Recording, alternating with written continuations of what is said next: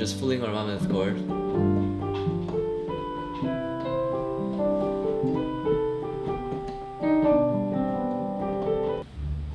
Hey guys, so I've been playing piano for about 15 years. Yeah, I've been playing piano for about 15 years now.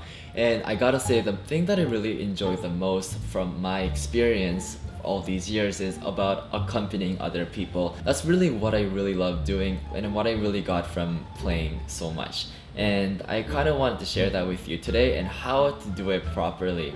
So in the singer-songwriter world, accompanying artists, singers especially, is very different from the classical world, which I've also done. In the classical world, we always have music to read off of, and that's pretty much it. And there are some things we have to get together with the soloist and stuff like that. However, in the singer-songwriter world, with like the singer and the mic and everything, we don't really have music to read off of usually, and we are just reading off chord charts. And that can be very difficult at times, especially when you're first starting out.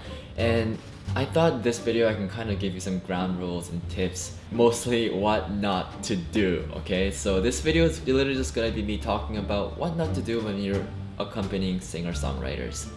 Or what not to do when you're accompanying singers. Let's get started.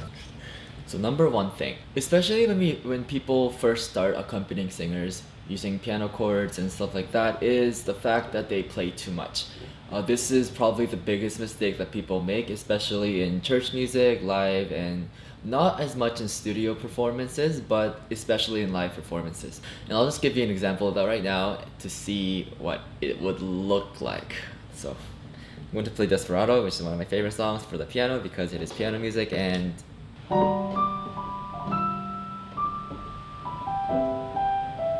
so far so good, just in the intro.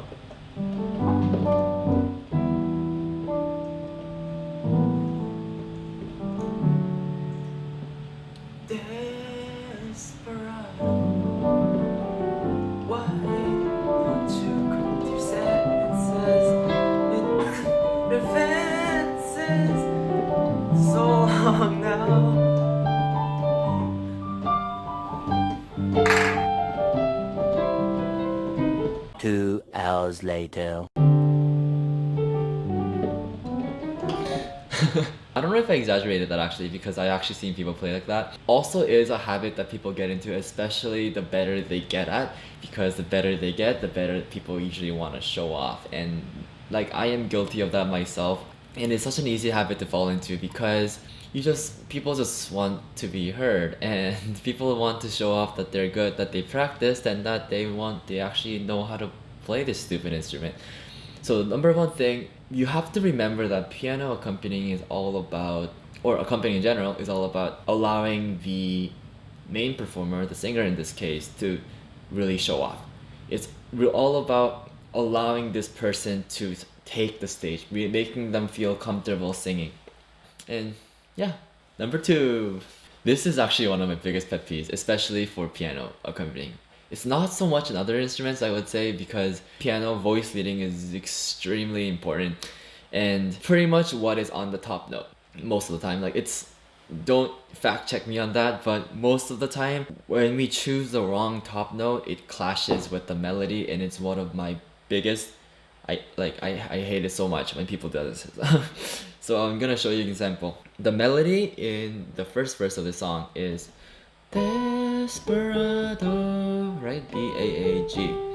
Now, if I were to accompany this song, actually, I would play all the way down here because it's very far from the melody frequency range. So how it will sound is Desperado. See how it's all the way, it's very different, so it doesn't clash with the melody at all. That's how it would sound with think of it as a singer is singing this melody part. But the problem really starts when we get really close to here. So let's say we got to G, right? Desperado. Still okay, but not as good sounding as all the way down here. Desperado. Sounds very clean. Nothing is messing with each other. As soon as we get a little higher up, Desperado, something doesn't really sound as good anymore. But here it's fine. It's acceptable. I don't think I've ever got mad at anyone for doing this. But when you have the F sharp in there as the leading note, that just messes everything up. Because, just clarifying, F sharp is a major 7 in this chord because we are playing G, so... Oh, that reminds me of All I Want for Christmas Is You.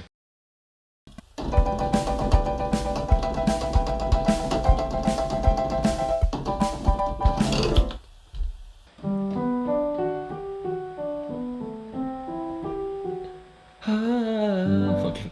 Anyways, so when we play the major 7 here, what happens is that the F sharp clashes with the melody and it just sounds terrible. So watch this. Desperado, desperado. See that? Desperado. The melody is G and the piano is playing F sharp on the top note and it just messes everything up. Desperado. Okay? Okay, one more thing. Remember how I said, did I say don't play notes? Yeah, I think I did. So what happens is when you play too much, when you start to get better, you start to play these solo riffs, like how I did when I first played it. I'm like, Desperado.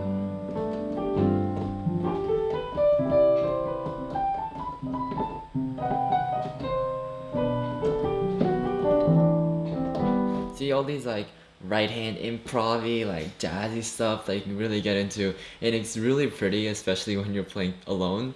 And if I just played this alone, right? You're just fooling around with the chord.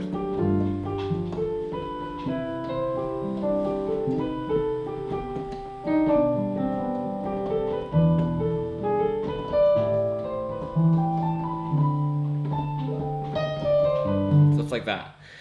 It's pretty, you can't do this when you're accompanying people, obviously, because they're singing and you're playing a melody on top of that, so it's like two melodies going at once. Okay, if it makes sense, it could work. So I'm going to teach you when it makes sense. Okay, so when it makes sense to do this is when the melody is not actually singing something or holding a note. Then this is an opportunity for the piano to show off, obviously, because the melody is not really there. So let's say Desperado. See, that's that holding note right there. I think it's about 2 beats, like a half note or something. If that happens, then we actually have a chance here. We can actually do something. We can show off a little bit. So, Desperado. It's so simple, it's so subtle, but it really shows off. Like, as soon as you do something like this, the audience will know, yeah, like this guy knows what he's doing.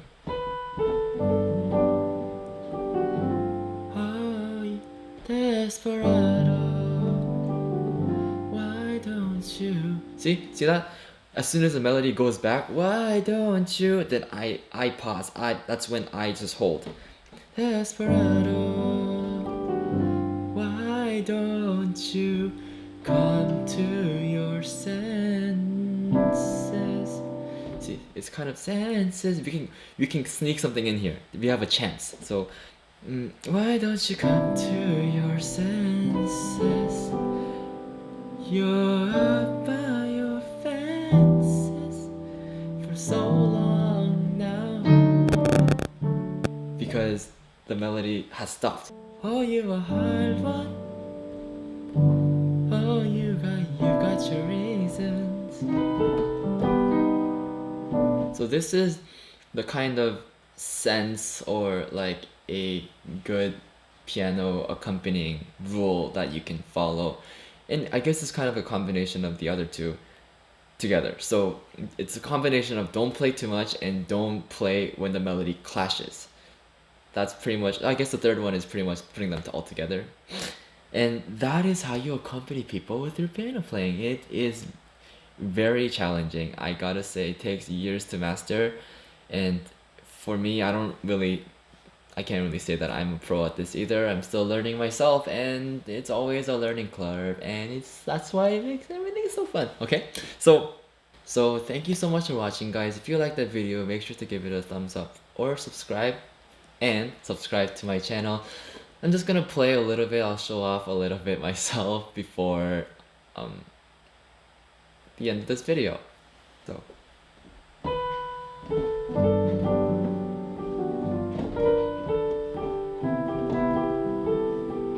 wait, I'll start that again.